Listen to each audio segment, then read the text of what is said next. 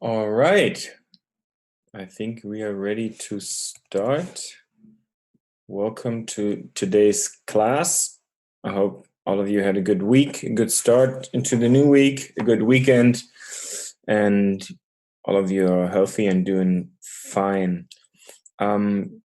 Just please let me know if you can hear me. Just type in the number 1 if you can hear me, if you can see the presentation, so I know that I'm not talking only to my laptop. Great. This looks fantastic. All right. I would say we should just jump right in and start with today's lecture. I think I got all of you guys' assignment, at least I think so. Some pretty good answers, and we will talk about that in just a minute. So let us do a little recap on what we were talking about last week, previous lecture. We had this little picture of the two different ponds, the two different markets, and the question, which pond would you rather fish in? And we had some pretty straightforward answers. And based on this, you guys had your little assignment where I asked you to search for 3 industries that you're basically interested in and find 2 examples for each industry. One that acts in a broad market that can be, seen as a little broader company, and one example for a company that acts within a niche. And of course, these companies should have a digital sales process. So, for example, an online shop or any other sort of digital sales outlet, sales process. And then finally, I asked you to compare your examples regarding, their online shop, target audiences, and their marketing strategy. And what I want to do now is to take a look at your assignments or your examples that I have received, because you had some pretty good examples. So let us start. Let's see what we got.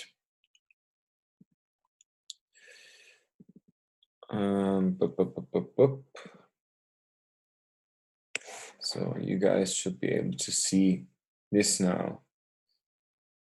So I can't remember who this is from. Do you wanna talk about it? You wanna talk about the 2 different companies that you picked?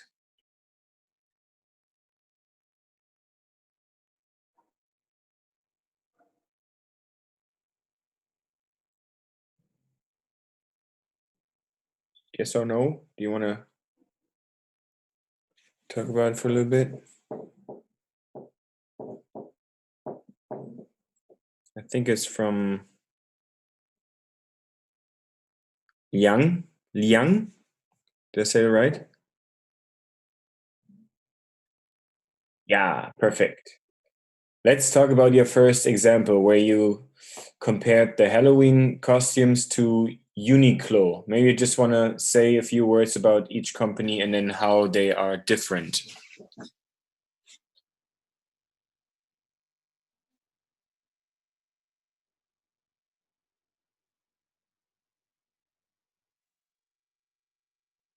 No?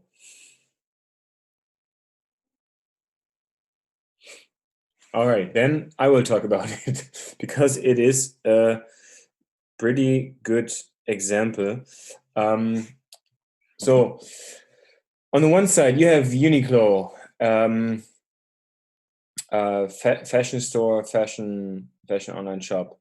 That is, based. That is not really focused. They provide clothes for almost everyone. As you can see, the target audiences are women, men, kids, and even babies.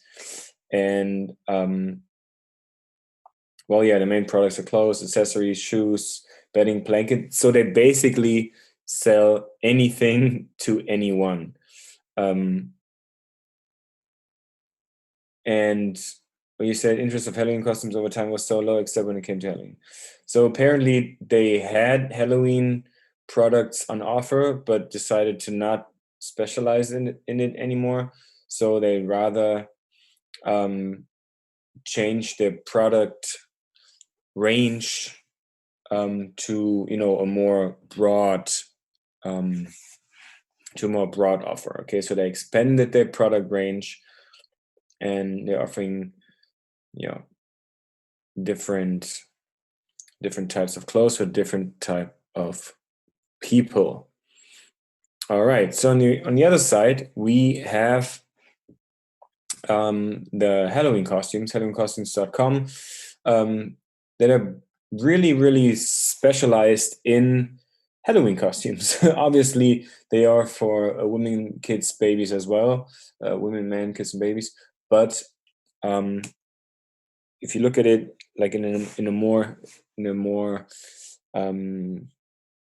specified way, in a deeper way, you see that obviously Halloween costumes are only for people who are looking for the best Halloween costumes idea for this year's festivities. So it's only for a specific event, basically. Okay, you wear your Halloween costumes maybe once or twice a year, and that's it. Okay. So if you're looking for unique, high quality Halloween costumes, this is your place to go. So in turn, this means, on the other side, this means that obviously the Halloween costumes, they're losing all the other people who are looking for maybe different costumes or different type of clothes, but they don't really care. Okay, they want to be the best in their niche, the best in their segment, and they want to specialize in it, and they want to be seen as experts in their field of Halloween costumes. So this leads to people, when they're looking for Halloween costumes, they most likely go to this website. I mean, look at your own buying behavior. If you would go and you're invited to a Halloween party, no, maybe not this year, but if you're invited to a Halloween party, would you go to Uniqlo, or would you go to halloweencostumes.com when looking for a Halloween costume? I mean, I would probably go to Halloween costumes because I just know they're experts and I'm more likely to find what I'm looking for. Okay, but on the other side, if I'm looking for some shorts or a pair of jeans or anything like this, of course I would not go to Halloween costumes. Okay, maybe if my style would be a little bit different, but yeah. So this is a pretty good example of the clothing industry and how to find your niche within this huge industry of clothing. Okay, you had a different, another really good example, which compares the cultural industry. So on the one side we have Cass Art, and on the other side we have Stettler. Stettler, I think it's a German brand. I mean, at least it sounds German. And Stettler basically provides all kinds of markers and clay and sharpeners and pencils and all that stuff for everyone, for the daily use. Okay, so if you're working in an office, if you're going to school and you need some markers or something like that, Stettler is the place to go. And on the other side, we have Cass Art. I never heard about that. And Cass Art, the company, focuses on artists, so on professional artists who want to realize their creative talents by using the world's top quality materials. Okay, so we're moving away from having, I would say, mediocre quality for a reasonable price for basically like the daily needs and in your office or school, whatever. They're moving towards luxury art materials for people who maybe even earn their money with their art, with drawing and stuff like that. So obviously they need better and high quality materials, and they are willing to pay a premium price because they know Cass Art, they are the experts. that I would go to whenever I'm looking for professional art materials. All right, that was number 2. And now let's check out the last one. La Roche-Posay and the Mom's company, I would say, the Mom's Co. All right, so on one side, La Roche, very famous, huge brand of, unfortunately the pictures won't load, for face and body skin care products. So again, for the broader market, and basically anyone can use their products. And on the other side, we have the Moms Co., which focuses on moms and moms to be. Okay, so pregnant women.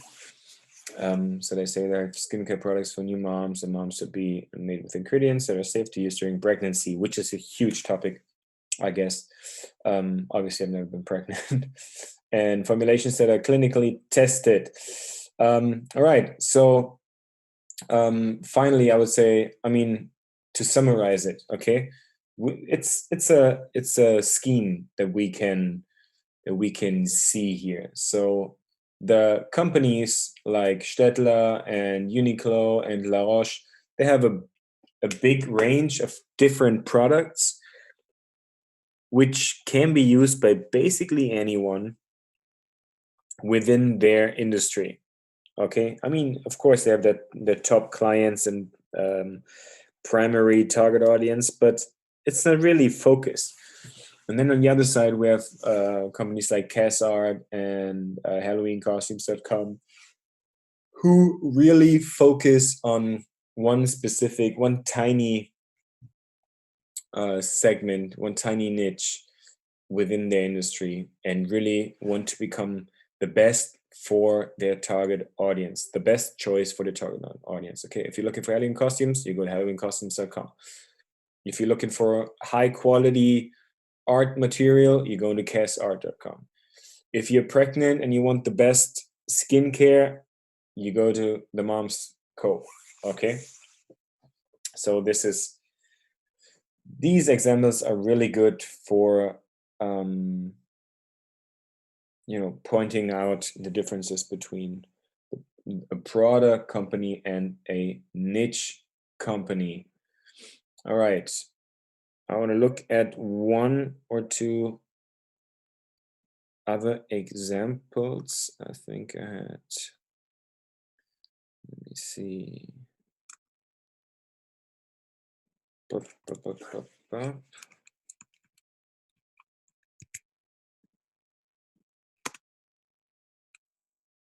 Yes, this one is good. Chen Su, do you want to talk about this? Do you want to tell us a little bit more about the companies that you've chosen?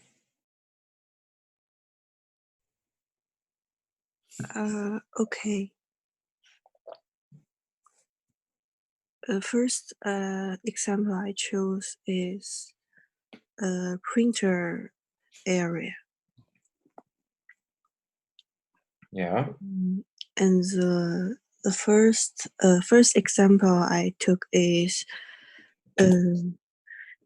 normal office or home use printer. Its price is around 100 euro, and it can provide a colorful print, and the target audience can be office or home use or family use. All right. And this is an example for the broad market, right? Yes. Okay, so would you say that this can be used by anyone? Anyone with anyone who want to with need of print, they can choose this product from online shop.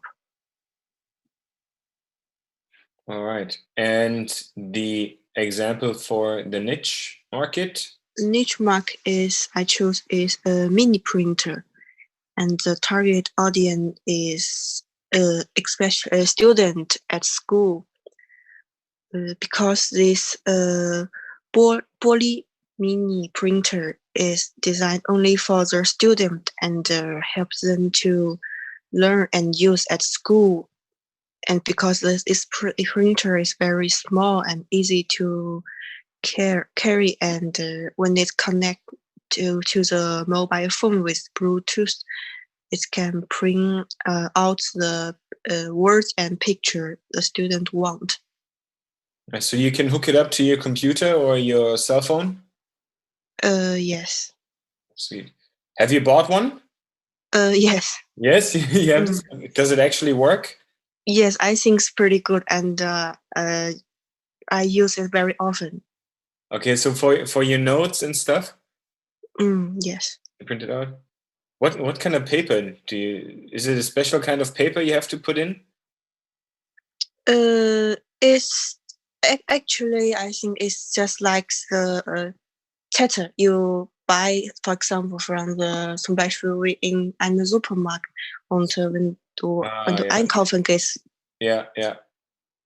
I understand. That's pretty cool. Mini printer. Does anybody else here uses a mini printer? Just type it in the chat. Do you have it? Yeah. All right. Maybe I have to. And I recommend myself one to her. That's pretty cool. Okay, maybe I will have to take a look at this and that is the common from the but when you buy this mini printer at Alibaba. This is what is this, like the common one? No, the common from the buyer in Alibaba. Okay. I put the translate in that. Yeah. Okay, and I can see. That's great. That's pretty cool.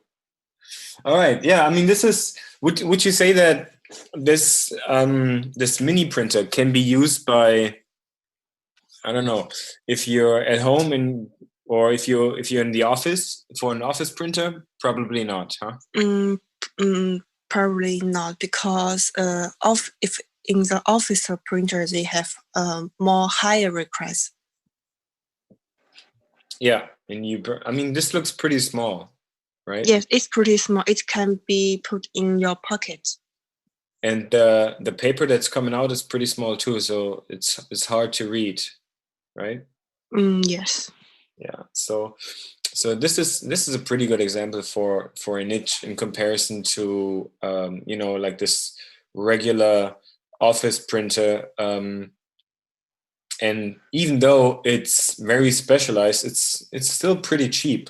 But I guess the reason why it's so cheap is because its main target audience are students, right? And students, they don't have that much money, so they need cheaper items to help them learn. And this is a very good marketing statement, or a good strategy when it comes to the marketing of your product. Because if you know your niche, if you know your target audiences, and it's pretty specified, so really specialized, you can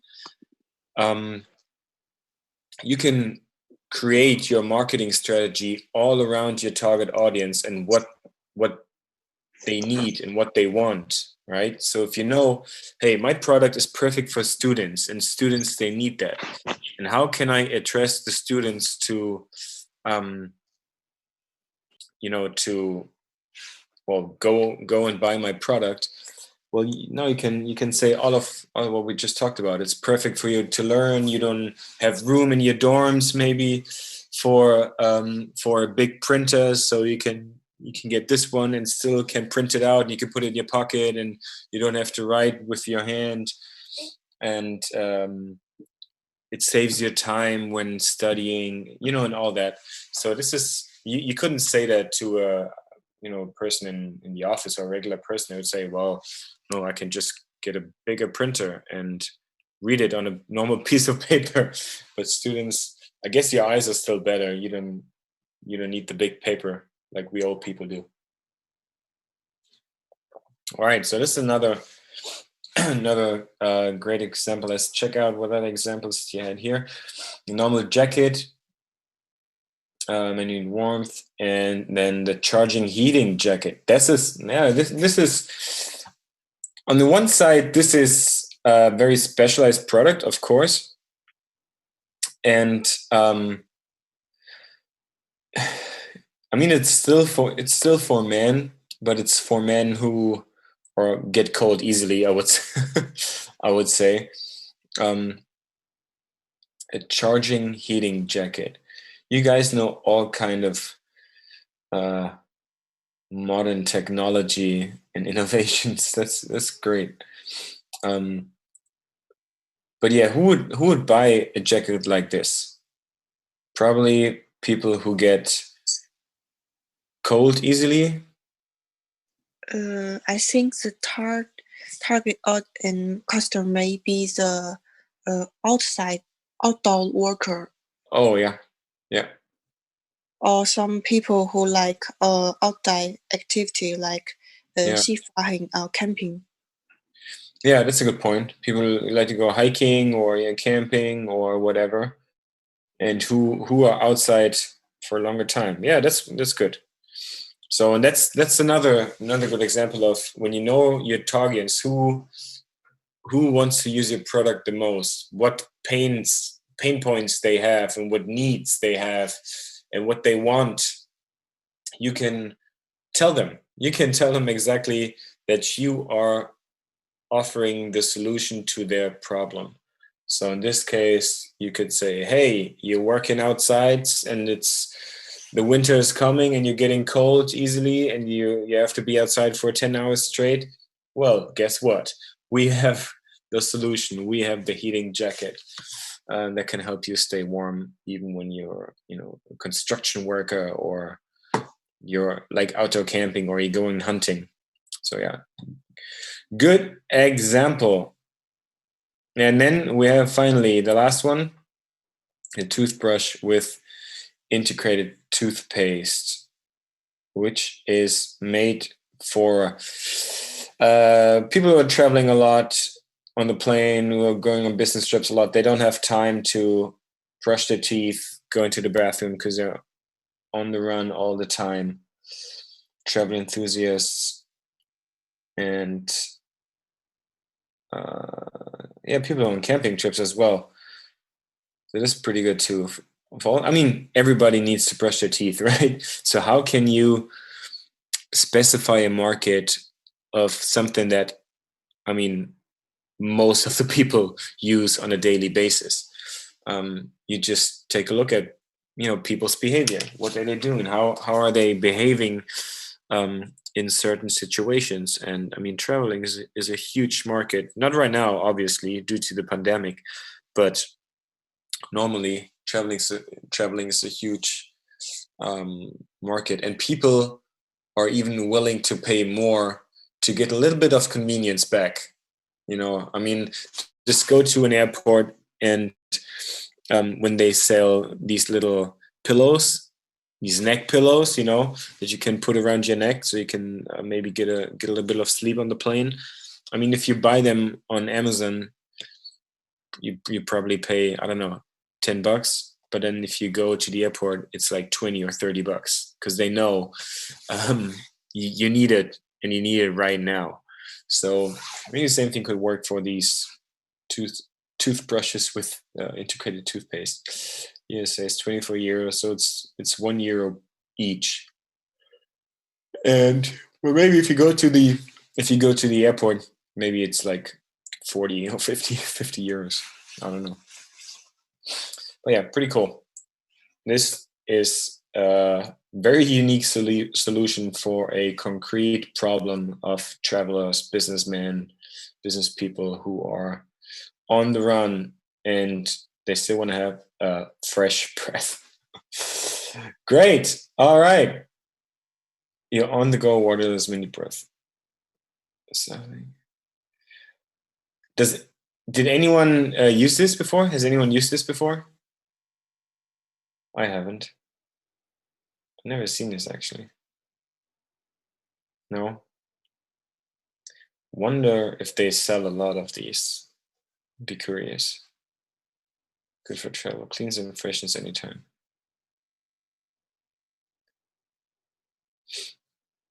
All right. Very good example. I definitely have to look into this printer. This is awesome. All right. So thanks for that. Okay, I want to round this topic of positioning. I want to round it up by giving you just a couple of last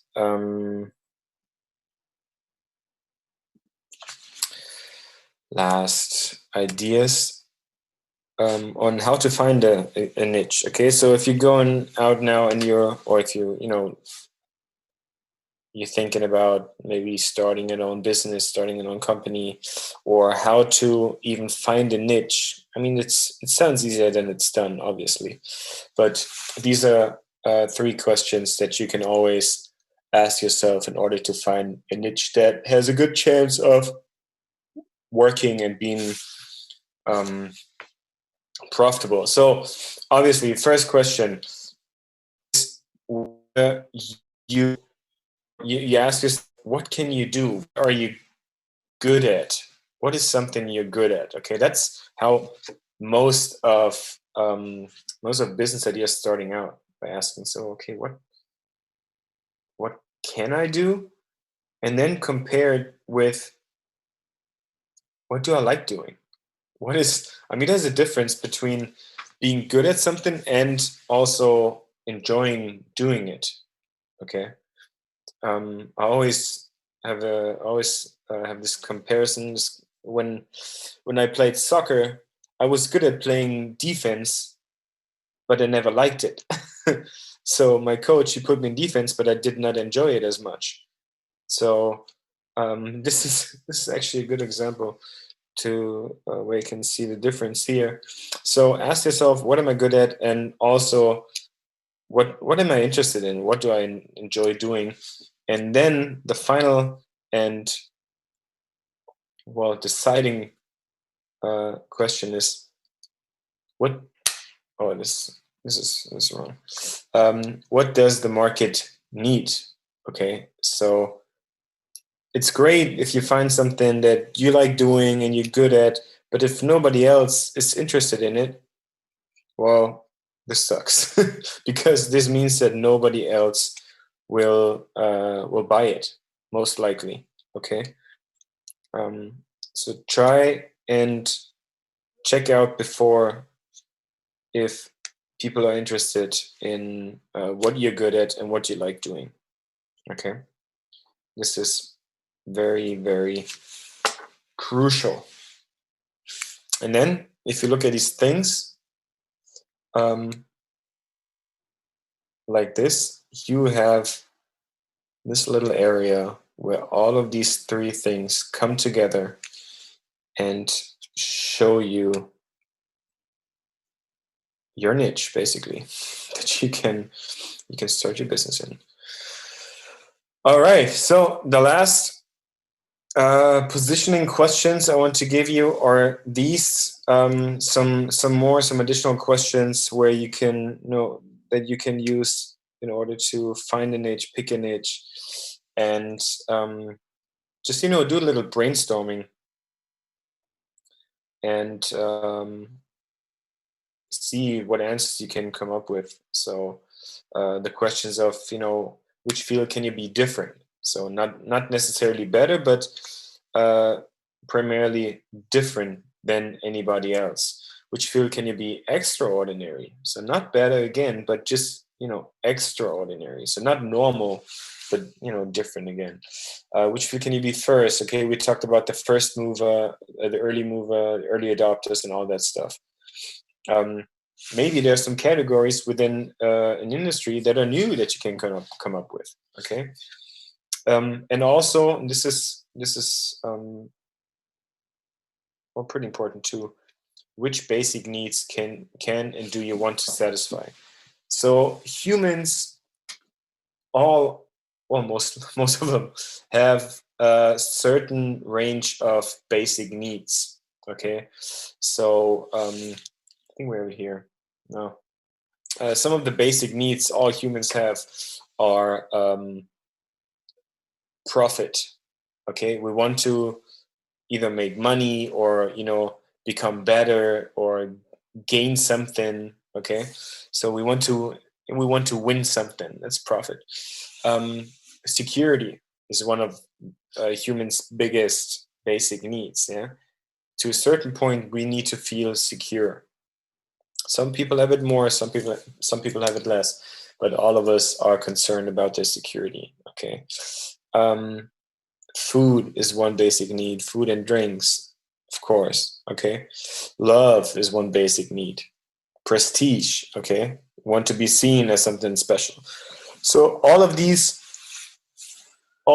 basic needs, the level of the basic needs can differ in each person, in every person, but it's a good way of just trying to figure out if people actually want what you have. Okay, if it's not, people don't want it, if it's not about a basic need, if it does not satisfy a basic need, maybe nobody would want to buy it later on. All right, so these are some more questions, and I would just give these to you as an example if you're thinking about entering a niche. Okay, any more questions regarding the positioning subject?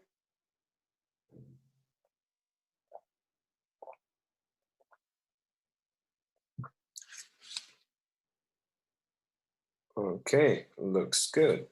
And then I would say, let's move on and take a look at today's topic, which is the sales funnel entry, or how to enter our sales funnel, how to get people to enter our sales funnel. All right. So what do we want to take a look at today? Today, we want to take a look at two different industries, two different ways of making money online, and how we can get people to start interacting with us, start engaging with us, with our products, with our company. And we want to diversify right from the beginning. On the left side, we have the service-based sales funnel, and on the right side, we have the product-based sales funnel. Okay, so it's a difference, obviously, between whether we're selling or we are offering a service or we are offering products. Okay, so we're going to take a look at both, but first we are starting with the service-based companies and the service-based sales funnel. So let's say I'm offering a service to other companies that they can hire me to do. And one way, probably the best or most common way for people, if they don't know me, but I want them to hire me, one way to get them to enter my sales funnel, okay, we talked about that, is a so-called opt-in page. And what a opt-in page is exactly what we're looking at right now. So first, you need to know a couple of things about an opt-in page, a couple of things that a good opt-in page consists of. Okay, so for example, we have a pre-headline. Of course, we have a headline. We have a sub-headline. We need to take care of all the different pain points of our customers, of our potential customers. We need to talk a little bit about the advantages or the features of our service. show some visualizations, some pictures or videos. They have a clear call to action button, some trust elements. Want to take a look at that, and obviously the opt-in form. Okay, so to summarize it, an opt-in page is a very short and straightforward landing page, a website, with a clear intention of generating new contacts, generating leads. Okay, we want people who are visiting this website to do only one thing, and that is to click on the call to action button, fill in the opt-in form, and give us their contact information, the name, email address, and their phone number. Okay, so that we can call them back, send them emails, and make business with them. Okay, this is typically the case when we're offering something that is a service that's more complicated and that is more expensive. Okay, so I'm offering a service for $100. It's not worth the effort to do all of this. But if I'm offering a service, maybe consulting or training, coaching, or any other high quality, high classified service, and that costs maybe a couple of €1,000 or dollars, then this is a very good way to go. So let's take a look at a few examples, and my examples are in German, so maybe you can learn some German as well today. That would be actually funny, right? So here we go with the first example for you, just to get a little feeling of how an opt-in page can look like. So we have our headline, we have the visualization, it's just a short video, we have the subheadline, it's like a question, and all of the pain points and features, and a clear call to action button in green. Green is always a good color, which says, well, do the test, do the entrepreneur test now, something like that. And if you click on it, you're fast forwarded. Okay, so there's no other part to this website. You cannot scroll down or up. This is very simple, very easy, and has only one goal, and that is for people to click here and follow our sales funnel. Okay, I have some more examples that you can see here. So we have the headline, we have the subheadline, or maybe this could be the pre-headline, this is the headline. It's not really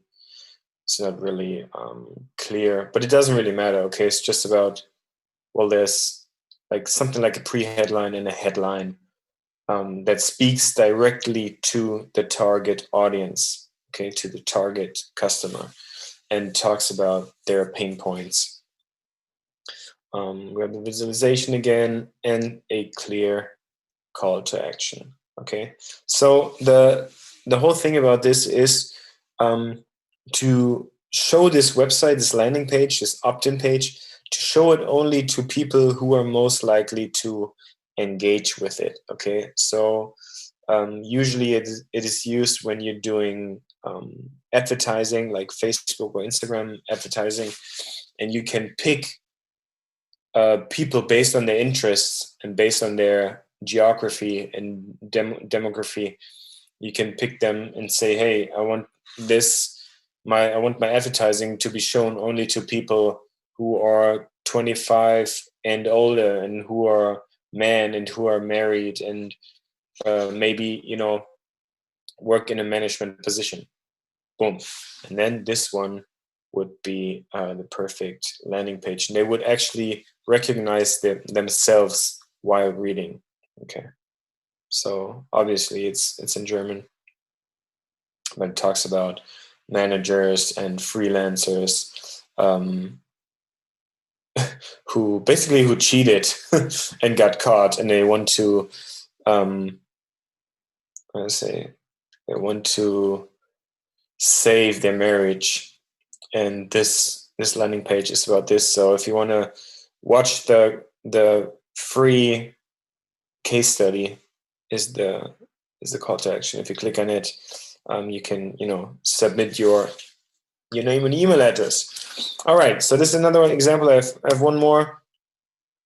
German again. This is for a marketing company. They have a clear headline saying how you can optimize your online shop with this method in order to generate more sales and generate a higher revenue. Okay, so very clear. I mean, basically every online shop manager wants exactly that. They want more sales, more orders, and a higher revenue, right? So they have their small video here again. They have the pain points and the features of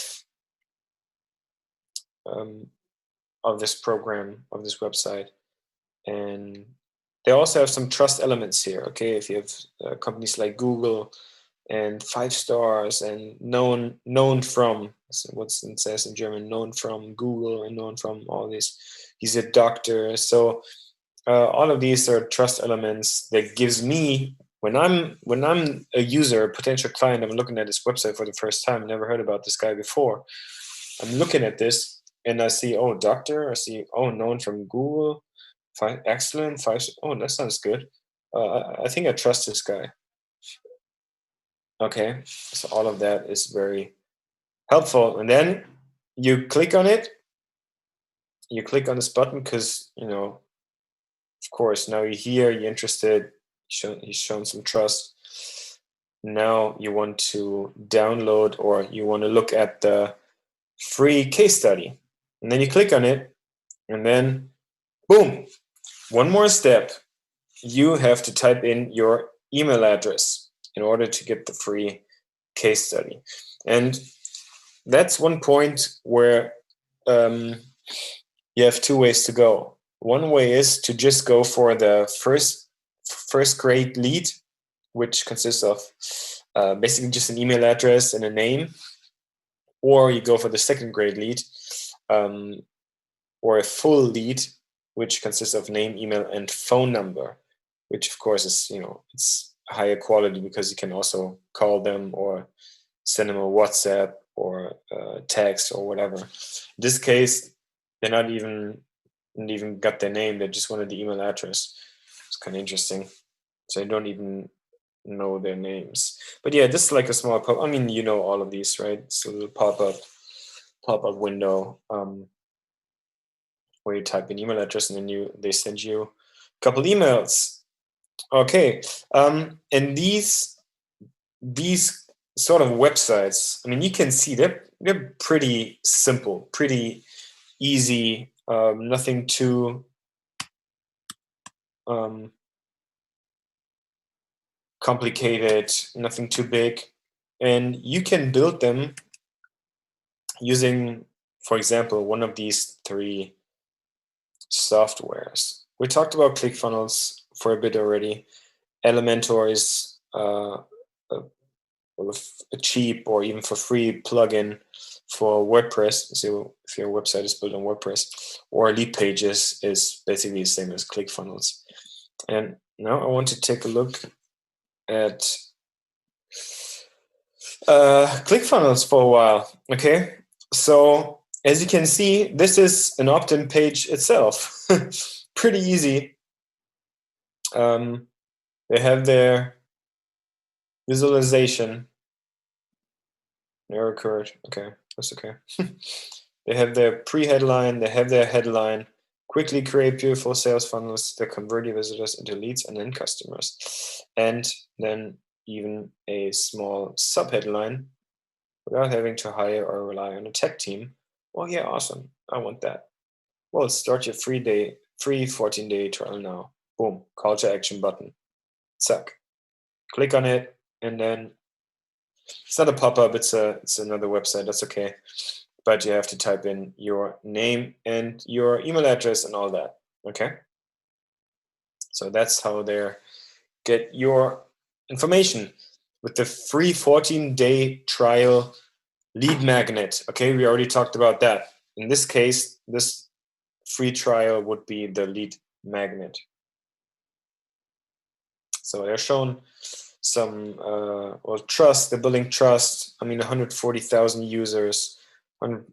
That's 1.43 billion contacts, over 7 million funnels, and almost $9 billion processed through ClickFunnels. That's a huge amount. Okay, but they are doing a little more. This is their website. This is not just an opt-in page, because you can scroll and get more information, but you keep seeing the same button. You keep seeing the same call to action button, which always leads you to the same page right here. Okay, because all they want right now is to get your information. So on the other side, this is a good opt-in page itself, but on the other side, ClickFunnels is a very good software, very easy software to in order to build a sales funnel, build all of the pages that you need for a wholesome sales funnel, like sales page, order page, a thank you page, and we'll talk about all of that later. But yeah, even an opt-in page itself. This is built using ClickFunnels, so yeah, pretty good software.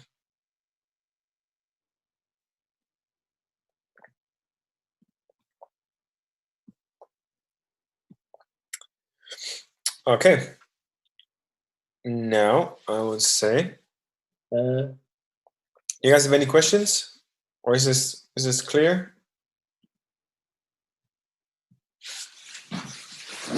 Does it make sense?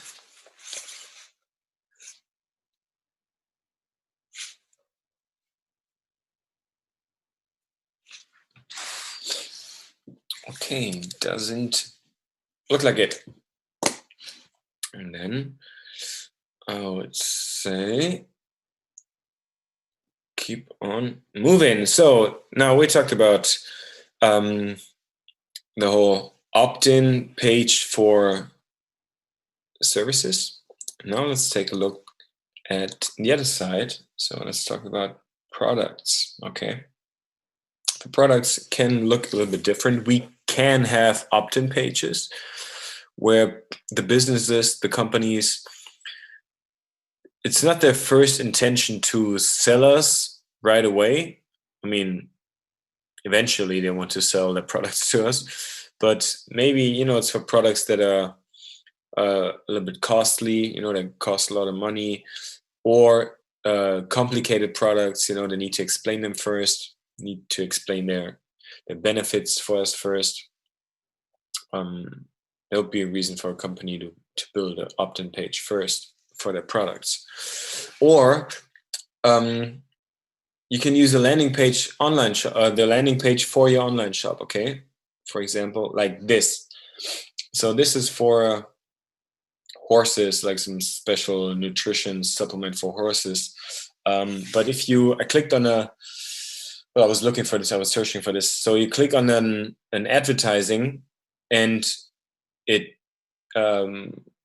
gets you right here. Okay, you don't see the whole online shop, you just see this product page right away. And this is built almost the same as the opt-in page we've seen before. Okay, visualization shows the product, gives us some trust with the ratings here, trust made in Germany, and this trust button. Okay, so we trust it. Yeah, we see it. Yeah, this looks good, decent size. Shows us the price. Of course, they have to reduce the price. It's always good to show me how much I save. I have a 30-day money back guarantee, huge for trust. And you cannot miss this button, which is the add to cart. Yeah, 100% satisfied or money back. So this is pretty great. Okay, nothing too fancy, nothing too special, but it's pretty straightforward with all the little psychological tricks. Okay, this is one example, and this example would be for a opt-in page. Well, the right side is a landing page for products. Okay, so you click on an ad, gets you here. It's not the whole online shop. This is a landing page where the company shows you their 4 main products, and you can decide which one you want more information about.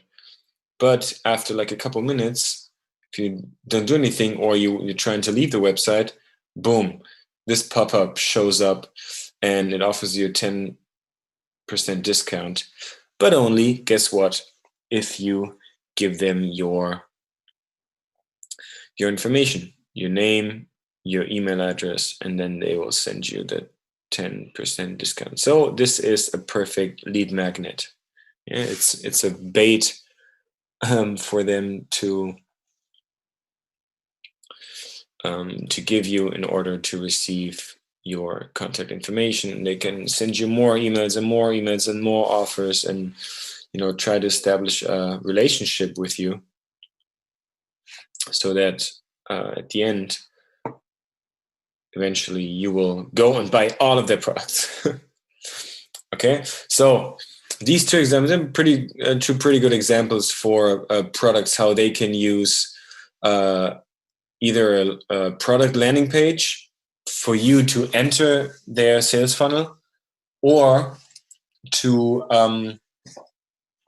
use an opt-in page, to enter the sales funnel. I mean, because if you click here, even if you're not spending the 10% discount, the coupon right away, they already have your address now, your email address and your name, so they can send you different emails and talk about their products and talk about the benefits, to the point where you finally go and buy their products. So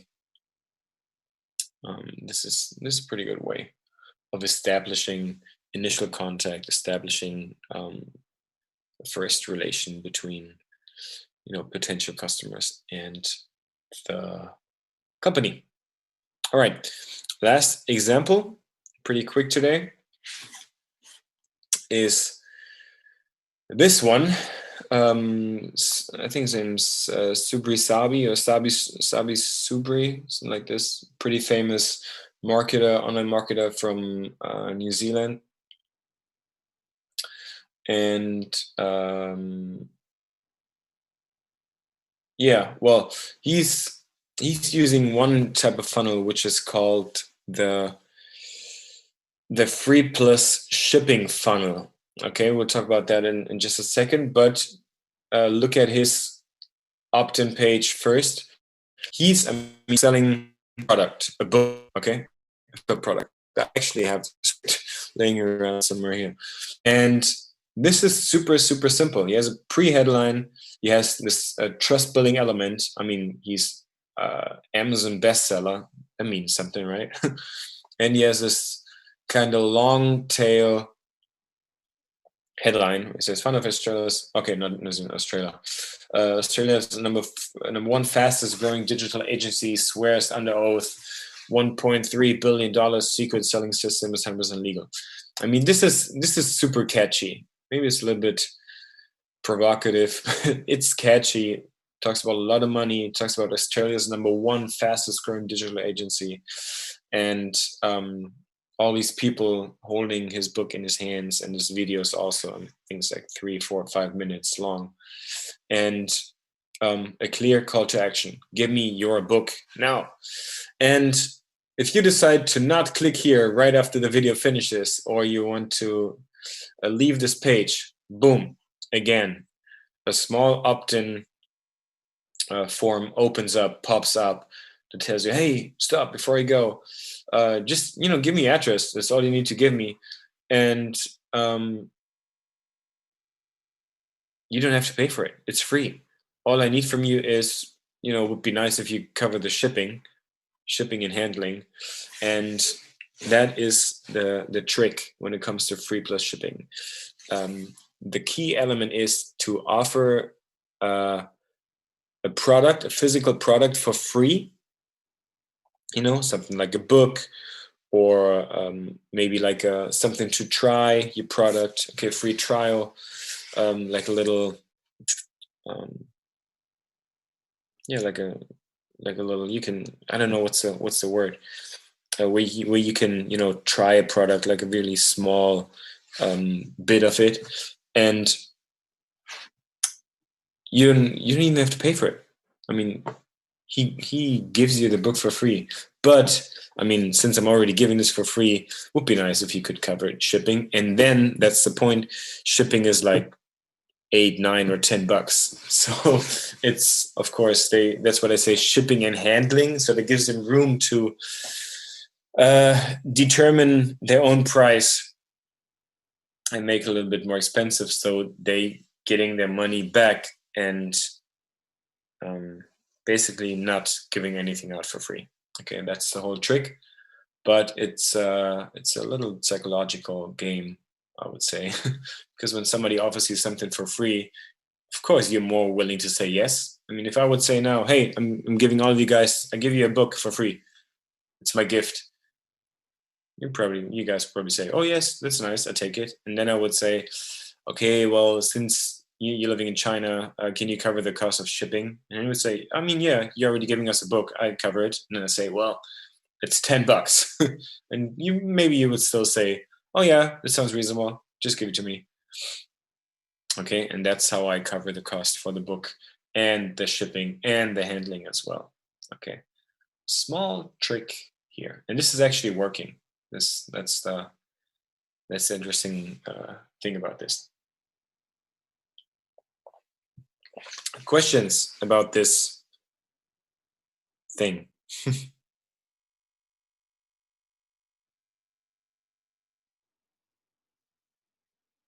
No? So far, so good. All right, awesome. Okay, well, we made it through very fast today. Oh, that's pretty fast. And I do not have your assignment yet. I wanted to see if there are any more questions about this, but I will give you your assignment. I will send an email to all of you guys. But in the meantime, I have one book I want to talk to you about, and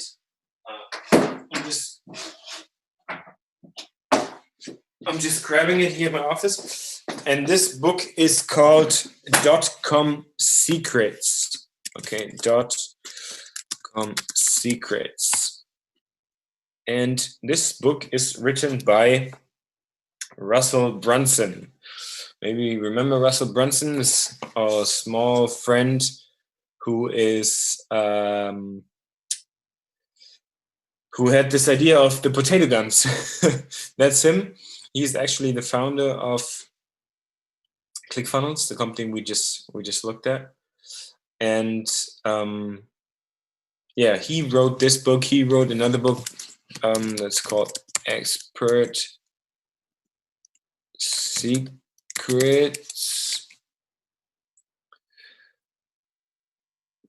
Let's see, Expert Secrets, that's the other one. And the third one, he had a third one too. Well, these two, and mostly the .com Secrets. If you want to learn more about opt-in pages and sales funnels and all of that, I will highly recommend this book, Secrets. And it's actually the same thing that we see right here. It's a free plus shipping thing. So I got this book by logging into a website and giving them my address, and then say, well, you want the free book? I give it to you for free. Just pay $10 for handling and shipping. Ray, you're reading this book? Great, perfect. It's a very good book. What is it? 240 pages. I even read it in English. That's how I started, I think, like few years ago, how I started learning about all of this a little bit more. So that's my recommendation for today. And yeah, we'll talk about it next week if anybody else has already bought it. And well, I can already tell you a little bit about the assignment. I want you guys to obviously do what we did today and try to create an own opt-in page. Okay, so something like this, something like this. Okay, I want to do something like this, and well, I still need to figure out how you guys can build that without typing in your credit card information somewhere. You do not need to do this. And as soon as I figured this out, I will send you an email and tell you how you can do it. And then I'm looking forward for you guys to send me your examples. And yeah, we'll see how this goes. Great. So short and focused today. I like that. If you guys have any more questions, feel free. You can always reach out and send me an email, and then we can talk about this. But other than that, I know it's 9 p.m. I think right now 9:30, right? 9:30 in China. So that's pretty late. So you guys, you're good to go. Have a good start into the week. A good week in general. And well, thanks for listening. Thanks for your time. And we talk to each other next week. Or, I mean, you get my email before next week. All right. So thanks again and have a good week.